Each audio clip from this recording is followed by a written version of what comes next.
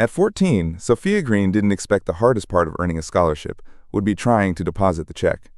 But when she walked into Southeast Union Bank, with her documents in order and pride in her chest, what greeted her wasn't celebration. It was suspicion, a smirk, a whisper to security. And all around her, silence. This isn't a story about a mistake. It's about a system that thought it could judge her by her appearance, until it realized who was really watching. Sofia Greene held the check like it might vanish if she loosened her grip. Stepping into Southeast Union Bank felt like entering a test with no instructions. Outside, the chill of a late November morning clung to her coat sleeves. Inside, the bank was hushed and glossy, the kind of silence that demanded composure.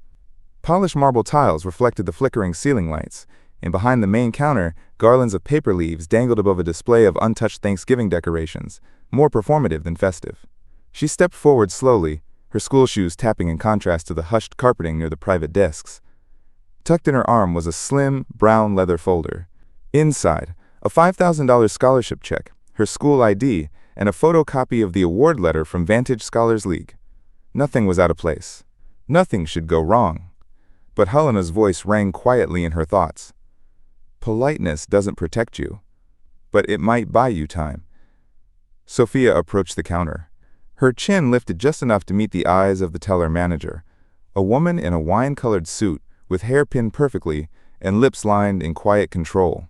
The name tag read, Beatrice Allen. Good morning, Sofia said, offering the check with both hands. I'd like to deposit this into my savings account. Beatrice took the check with a practiced smile, which wavered as her eyes landed on the amount. For a girl your age? Her voice was casual, too loud. A man 2 spaces behind Sofia turned his head slightly. It's from my academic scholarship, Sofia answered, pulling out the documents carefully. Here's the award letter. And my school ID. Beatrice accepted them, barely glancing. Her fingers tapped once, sharply, against the marble.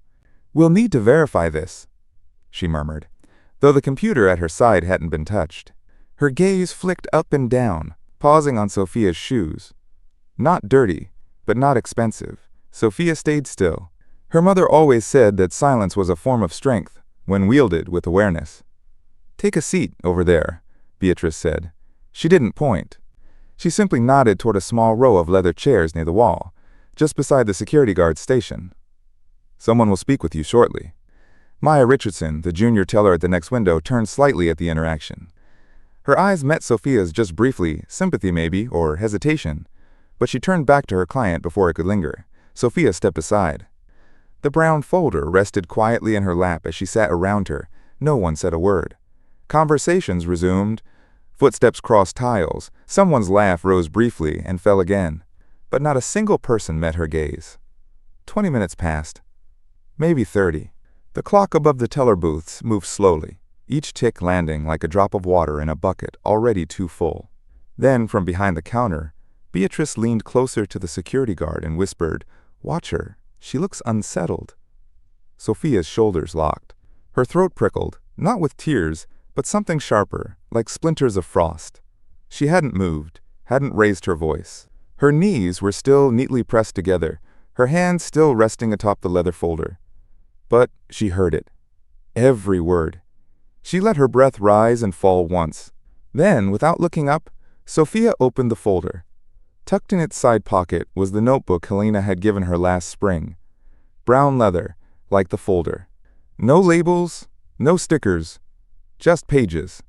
She turned to the first one and wrote, "They don't see me, but I see them." Time had slowed.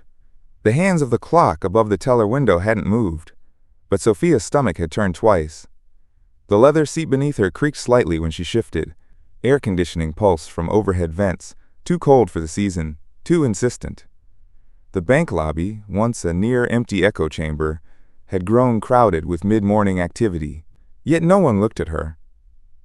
Beatrice's earlier comment echoed, sharp and unwelcome. "We've seen a lot of fake checks lately." The implication had hung there, stale and unspoken. Now, in this moment of quiet exile, Sofia thought, or just ones from people like me. She watched as a white couple in matching tennis outfits stepped up to Maya's window. Beatrice intercepted them with a warmth that hadn't existed an hour ago. Welcome! Just here for your end-of-year transfers. Let me help expedite. Her smile stretched, patient and bright. A few minutes later, a Latino man approached Beatrice's window with an envelope of documents in hand. She barely looked up. Sorry, sir. The system's been slow this morning. It might be better if you come back tomorrow. Her voice had changed. Colder. Mechanical. Sophia leaned forward slightly in her seat, notebook balanced on her knees. Her pencil hovered as she recorded the interaction. She wasn't just documenting anymore. She was mapping something. A pattern. When the security guard returned from his post near the front doors, Sophia stood. Quietly, politely. Excuse me, she said, eyes trained on Beatrice now. I left my phone in my locker at school. I need to call my mom. She's waiting for me. Beatrice didn't look at her. Procedure doesn't allow the use of bank phones, she said, her voice flat as laminate. Please remain where you are. But you've already been informed. If there's an issue, someone will speak with you shortly. Beatrice turned her back. Sophia sat again. Darrell Vaughn, still seated a few chairs away, adjusted his cane. He said nothing, but his eyes flicked toward her, then toward Beatrice. Something unreadable passed behind his glasses, then faded. The slow jazz from the ceiling speakers rolled on. In the far corner, a small child fidgeted beside his grandmother, humming in low bursts. The sunlight had shifted across the marble floor, forming hard, rectangular lines that felt more like barriers than beams. Then, the door opened again. Sophia didn't look up at first, until she sensed a shift in the energy around the teller windows. Beatrice straightened. Maya's shoulders stiffened. The man who entered wore a tailored navy coat, no scarf despite the chill. His shoes clicked too crisply on the tile. He didn't line up like the others. He walked straight to Beatrice's counter, greeted her not with words but with the quick flash of a smile, sharp and close-mouthed. "Mr. Quaid," Beatrice said, her voice suddenly hushed. "One moment." She reached beneath the counter and retrieved a manila folder. It bore a single label in blocky, capitalized font. Confidential. Sophia's hand froze mid-note. The folder passed from Beatrice's fingers to Quaid's, who tucked it into his briefcase with practiced ease. They spoke quietly, leaning close. Sophia couldn't hear them, just the cadence. Fast, urgent, coordinated. Maya was still. Her fingers didn't touch her keyboard. Her eyes flicked once toward Sophia, then dropped. Sophia's pencil moved again. She turned the page of her notebook and, on a fresh sheet titled Pattern Recognition, wrote, Beatrice. Quaid. Folder. Witnessed. When the bank doors opened again, Sophia didn't turn her head. She already knew it was her mother. There was no fanfare, no flurry of movement. Just a hush that spread like frost over the marble floors. The light, diffused through the high windows, seemed to pause, sharp beams settling on Sofia Greene as she stepped inside, heels silent but precise. She wore a charcoal coat over a slate-gray suit, tailored and severe, and her expression did not waver as she scanned the room. Not for direction. For confirmation. Helena's gaze landed where it was meant to. Sophia, still seated by the wall, legs neatly crossed, notebook open across her lap. Politeness buys time. Time had just run out, for everyone. Without hesitation, Helena crossed the floor. Her strides were unhurried but absolute, slicing the space that had been used to isolate her daughter. The murmur of conversations died as she moved, replaced by a silence that demanded attention. "Mom," Sophia said, and her voice didn't crack. Helena crouched beside her, her body shielding without hovering. "Are you all right?" "I'm fine." Sophia's fingers turned a page in her notebook. "But you need to hear what happened." And she began. She read, clearly and without rush, line by line, not anecdotes, but records. Times, names, dialogue, facial expressions. Who was told to come back? Who was welcomed with warmth? What folder was labeled confidential? When it was handed off? How it was received? Beatrice took one step forward. Mrs. Greene, I assure you. Helena didn't even glance her way. Let her finish. The words sliced sharper than any shout could. Behind the counter, Maya's hands dropped from her keyboard, her head lowered. Darrell Vaughn leaned forward, resting both palms on his cane, watching like he finally had permission to. A manager arrived from the back, face flushed, holding a clipboard as though it might protect him from what was unfolding. But no one looked at him. The room had already shifted. Sofia finished the last line with a steady breath.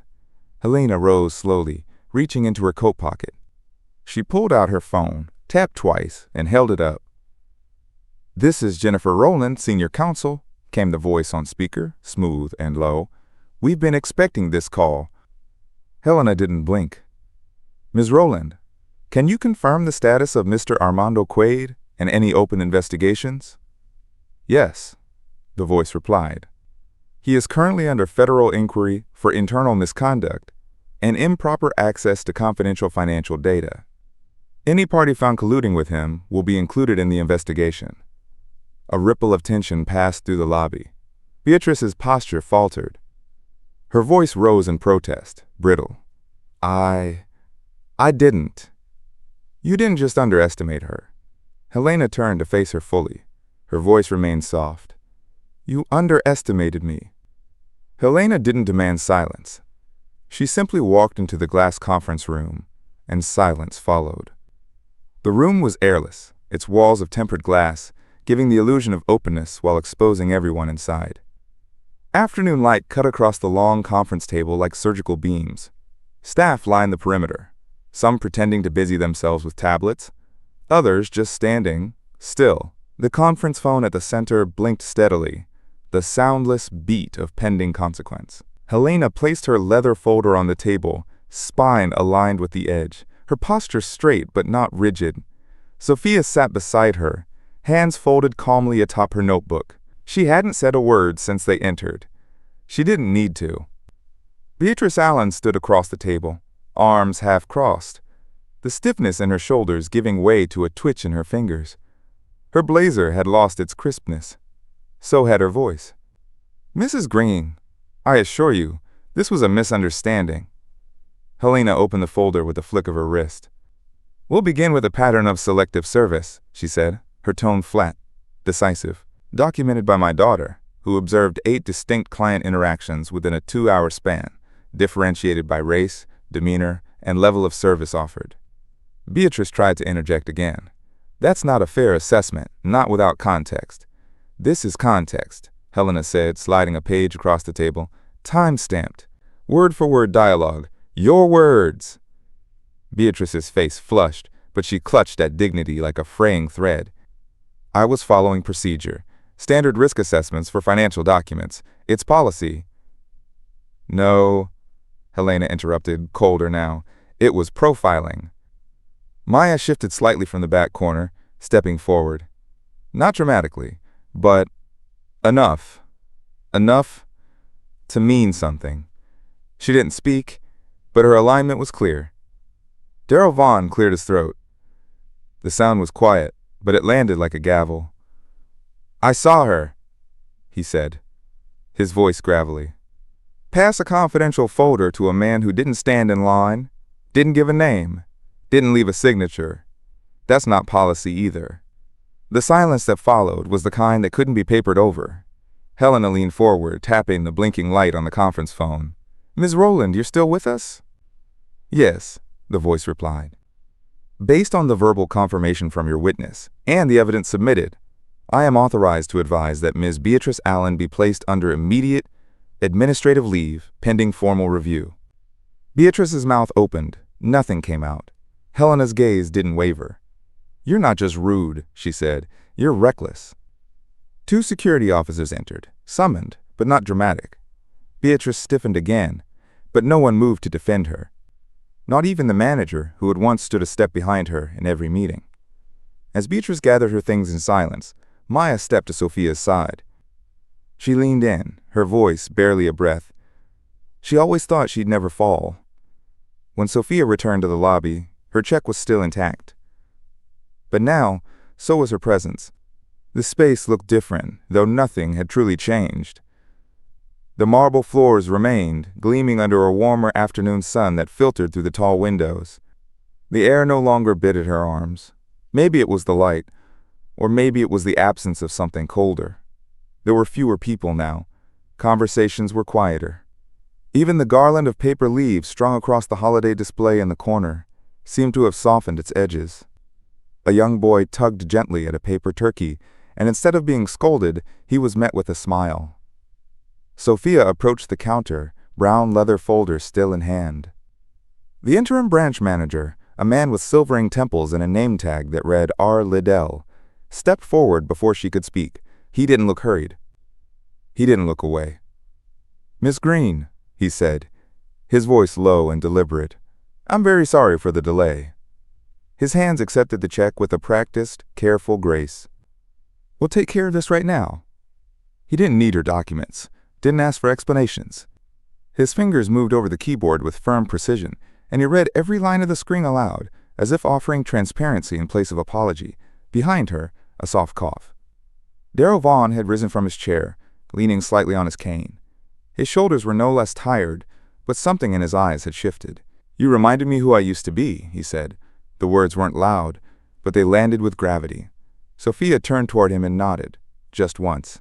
Maya appeared from the side, her voice hesitant but warm. "Deposit's complete," she said, sliding a small receipt across the marble. Then, almost as an afterthought, she reached into the drawer and produced a bright yellow lollipop. "For you," she said, holding it out. Sofia blinked. "I'm 14. Maya smiled, just enough. "Exactly." It wasn't condescension. It was a gesture. A bridge. Sofia took it. She turned, leather folder in hand, and made her way to the doors. But something had changed. No one looked through her anymore. They looked at her, not with pity or suspicion, but with acknowledgement. As she stepped out into the amber afternoon light, her phone buzzed. She glanced down. Vertex Prep, Assembly Speaker Confirmation. Sofia stepped onto the stage, not with nerves, but with memory. She wasn't there to impress. She was there to remind. The lights above the Vertex Prep auditorium were warm, not blinding. Rows of neatly folded programs fanned out on every chair, their navy blue covers embossed with gold letters, Voices of Courage, Thanksgiving Assembly. Families, faculty, and students murmured softly as they settled in, some clasping paper cups of cider, others thumbing through the schedule. In the back row, Darrell Vaughn sat upright in his wool coat, hands resting together on his cane. His eyes didn't leave the stage. Principal Jordan, tall and deliberate, stepped forward to the podium. His voice carried easily through the room, shaped more by calm than authority. "Our next speaker," he said, "is proof that courage doesn't always roar. Sometimes it writes, sometimes it waits, and sometimes it witnesses." He stepped aside. Sofia approached the microphone, her notebook in hand. Her hair was pulled back, not for formality, but to keep it out of her eyes. The auditorium quieted. "I wasn't planning to speak this week," she began, her voice even. "But something happened that reminded me why I needed to." She didn't name the bank. She didn't name the woman. She didn't need to. What she shared was not a list of offenses, but a sequence of observations. Who was welcomed? Who was doubted? Who was visible? And who wasn't? "I've always paid attention to things people think no one notices," Sofia said. "The way someone's tone changes depending on who's listening. How some smiles don't reach the eyes. What's offered freely to one person and denied to another under the same rules." She opened her notebook to a page marked only by a blue ribbon. "My mom once told me that politeness buys time. She was right, but silence, real silence, can build something stronger." She read aloud a line she had written that day. "They don't see me, but I see them." There was a pause, not uncomfortable, expectant. "They laughed because I looked small," she said. "But they forgot. Truth doesn't." Applause didn't erupt. It built, soft at first, then steady, rising like a tide. People stood, first one row, then another, not out of politeness, but recognition. From the back, Darrell's eyes glistened. He didn't clap at first. He just nodded, then brought his hands together. Sofia closed the notebook. She stepped down, her path clear. As she passed the front row, Helena met her gaze, and without a word, mouthed, "Now they see you." The stage lights had faded, but their warmth lingered in Sofia's palms, still clutching the edges of her closed notebook. She hadn't needed to raise her voice. She had only needed to open her eyes and invite others to do the same. In a world that too often rewards volume over virtue, Sofia's silence revealed a truth louder than accusation. Real justice doesn't come crashing through the doors. It sits patiently, gathers the facts, and stands up only when it must. She didn't fight back with noise. She answered judgment with presence and suspicion with clarity.